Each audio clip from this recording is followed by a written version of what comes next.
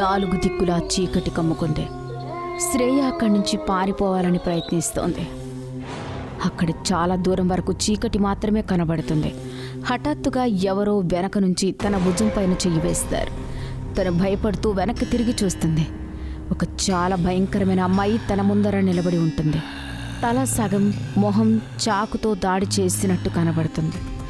కడుపులో నుంచి కూడా రక్తం కారుతూ ఉంటుంది. కళ్ళు ఎర్రగా మెరిసిపోతూ ఉంటాయి.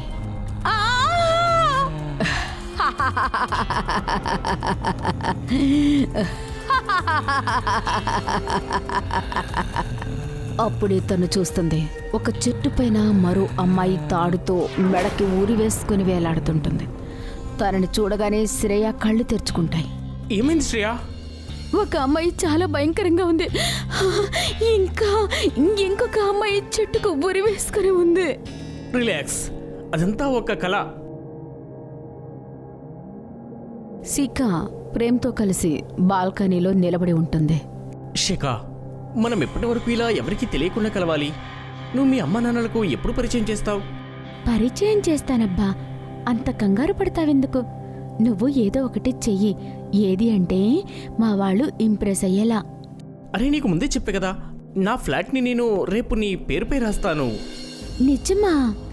శిఖ ఆనందంగా అతన్ని హత్తుకుంటుంది. అప్పుడు ఇతను గమనిస్తుంది, ప్రేమ్ తన్ని చాలా గట్టిగా పట్టుకుంటాడు.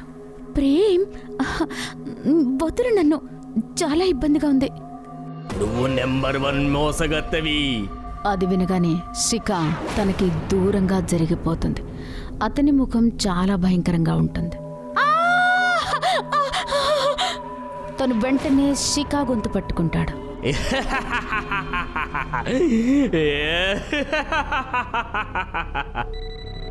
ఉదయం మొబైల్ రింగ్ టోన్ విని రేహాన్ ఇంకా శ్రియా నిద్రలేస్తారు. చెప్పు కానిస్టేబుల్. సార్, అడవిలో ఒక శవం ఉరి వేసుకుని ఉంది. నేను మీకు తన ఫోటోని పంపిస్తాను. మీరు త్వరగా ఇక్కడికి రండి. ఆ మాట వినగానే రేహాన్ కాల్ కట్ చేస్తాడు. అతను ఫోటో ఓపెన్ చేయగానే శ్రియా తలని చూడగానే గుర్తుపట్టింది. ఇది అదే అమ్మాయి, నేను కలలో చూశాను. తను చెట్టు పైన ఉరి వేసుకుని వేలాడుతూ కనిపించింది. అరే, ఇది విచిత్రమైన విషయం. నేను నా ఫ్రెండ్ ప్రియాంకతో మాట్లాడతాను. తను పారానార్మల్ సొసైటీ మెంబర్. తన ఈ విషయంలో సహాయం చేయగలదేమో. రేహాన్ అదే సమయంలో ప్రియాంకకి కాల్ చేసి జరిగిన విషయం అంతా చెప్తాడు. ఇంకా అతను మరుసటి రోజు తనని వాళ్ళ ఇంటికి రమ్మని చెప్తాడు. ఆ రాత్రి శ్రియాకి మళ్ళీ మరొక కల కనిపిస్తుంది.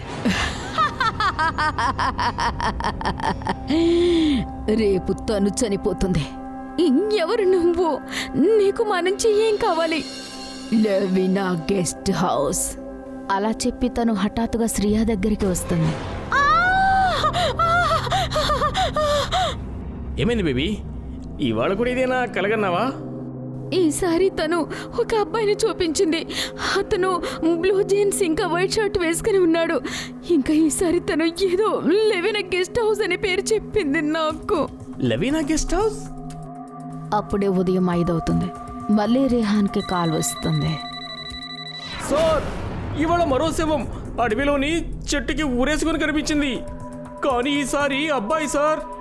అది విని రేహాన్ తల తిరిగిపోతుంది. నేను ఇప్పుడెక్కడికి వస్తాను. నువ్వు తన ఫోటో నా నెంబర్కి పంపించు.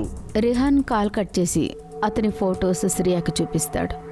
అది చూసి శ్రియా కూడా ఆశ్చర్యపోతుంది. ఇతను నేను కలలో చూసిన ఆ అబ్బాయే. అసలు నాకు ఏం జరుగుతుంది? ఇవాళ ప్రియాంక మన ఇంటికి వస్తుంది. తనే మనకు సహాయం చేయగలదు. నీ కలకి మరియు వీటికి సంబంధం ఏంటని తను మాత్రమే చెప్పగలదు. మధ్యాహ్నం సమయంలో ప్రియాంక శ్రియా వాళ్ళ ఇంటికి వస్తుంది. ఇంకా వాళ్ళు చెప్పిన విషయం అంతా ధ్యాసగా ఉంటుంది. శ్రియ, నీకు తన పేరు చెప్పలేదు, కానీ తను నీకు లెవినా గెస్ట్ హౌస్ చెప్పింది. అంటే దీని అర్థం మనం అక్కడికి వెళ్ళాలని. అది విని రెహాన్ అసలు ఆలస్యం చేయకుండా శ్రియా ఇంకా ప్రియాంకని లెనినా గెస్ట్ హౌస్కి తీసుకుని వెళ్తాడు. గెస్ట్ హౌస్లోని మేనేజర్ ఇంకా యజమాని పోలీసులను చూడగానే ఆశ్చర్యపోతారు. వీళ్ళిద్దరు ముఖాలు జాగ్రత్తగా చూడండి. 4 రోజుల క్రితం వాళ్ళు ఇక్కడికి ఏమైనా వచ్చారా? సార్, వీళ్ళెవరో మాకేమీ తెలీదు. వీళ్ళెవరో మాకు తెలీదు. రెహాన్ వాళ్ళ మొహాలు చూడగానే అర్థం చేసుకుంటాడు వాళ్ళు ఏదో దాచిపెడుతున్నారని. తను నా భార్య శ్రేయ. చాలా రోజులుగా తనకు ఆత్మ కలలో కనిపిస్తూ ఉంటుంది. తనకు రాత్రి మీ గెస్ట్ హౌస్ పేరు చెప్పింది ఆత్మ. అరే మీరు ఏం మాట్లాడుతున్నారు? అలా ఎక్కడైనా జరుగుతుందా? ఇవాళ రాత్రి అంతా జరిగిపోతుంది.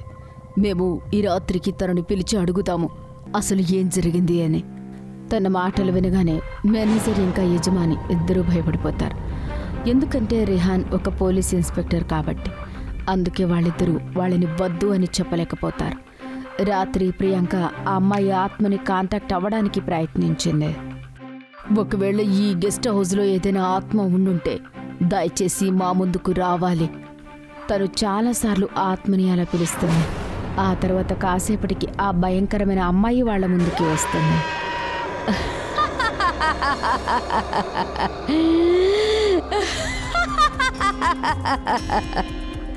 ఎవరు నువ్వు? అసలు ఆ శవాలతో నీకు ఏం శత్రుత్వం ఉంది? అడవిలో దొరికినవే. నా పేరు మేఘన. ఒక వారం రోజుల క్రితం నేను నా బాయ్ ఫ్రెండ్తో ఈ గెస్ట్ హౌస్కి వచ్చాను. నేను చూశాను తను బాల్కనీలో నిల్చొని ఒక కాల్ మాట్లాడుతుంటే నేను ఆ కాల్ మొత్తం తనకు తెలియకుండా విన్నాను. అరే అన్ని ప్లాన్ ప్రకారమే జరుగుతున్నాయి. పెళ్లి అవ్వగానే మేఘన ప్రాపర్టీ సగభాగం నాదే అవుతుంది కదా. ఆ తర్వాత తనని చంపేసి ప్రాపర్టీ అంతా నా పేరుపై రాయించుకుంటా. నువ్వు నన్ను ఇంతలా మోసం చేస్తావని నేనసలు ఎప్పుడూ అనుకోలేదు. నాకు ఆ సమయంలో చాలా కోపం వచ్చింది. నేను చాకు తీసుకుని అతనిపైన దాడి చేశాను. కానీ అతను నన్ను ఆపేసి నా చేతిలో నుంచి చాకు తీసుకుని నా మొహం పైన చాలాసార్లు దాడి చేశాడు. ఆ తర్వాత అతను అదే చాకుతో నా కడుపులో పొడిచి నన్ను చంపేశాడు. నా అరుపు విని మేనేజర్ యజమాని అక్కడికి వచ్చారు. అరే నువ్వేం చేసావు? గెస్ట్ హౌస్లో మర్డర్ చేసావా? అరే నేను కావాలనేం చేయలేదు సార్. మనం అతన్ని వదిలిపెట్టలేము. ఒకవేళ మనం అతన్ని వదిలిపెడితే అతను పోలీస్ చేతుల్లో పడ్డాడంటే మన గెస్ట్ హౌస్ పరుగు పోతుంది. వీళ్ళిద్దరూ మాయంకిని కూడా చంపేశారు. ఇంకా మా ఇద్దరి శవాల్ని తీసుకుని వెళ్ళి గెస్ట్ హౌస్ గార్డెన్లో పాతి పెట్టారు. మాయంక ఆత్మ అప్పుడే భగవంతుడి దగ్గరికి వెళ్ళిపోయింది. కానీ నా ఆత్మ ఇక్కడే తిరుగుతుంది. ఇంకా ఆ విషయం ఏంటి అంటే ఈ హోటల్కి వస్తున్న వాళ్ళందరినీ నేనే చంపేస్తున్నాను.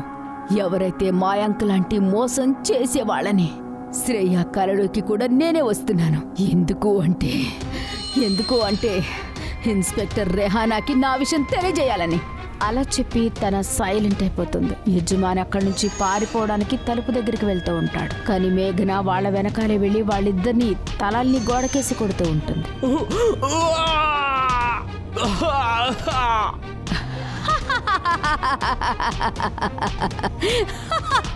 తను వాళ్ళిద్దరిని వదిలిపెడుతుంది. వాళ్ళిద్దరూ తల నుంచి రక్తం కారుతూ ఉంటుంది. ఆ పరిస్థితుల్లోనూ వాళ్ళిద్దరూ అక్కడి నుంచి పారిపోయి గేటు వైపు వెళ్తూ ఉంటారు. మేఘన ఆత్మ గాలిలోకి ఎగురుతుంది. ఇంకా వాళ్ళిద్దరిని కూడా గాలిలోకి ఎత్తుకొని గేటు వైపు వేగంగా వెళ్తూ ఉంటుంది. ఇప్పుడు తను సరిగ్గా గేటు పైన నిలబడి ఉంటుంది.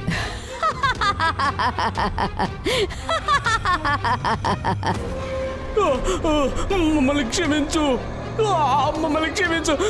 వదిలిపెట్టు. ఏమన్నా వదిలిపెట్టమనా?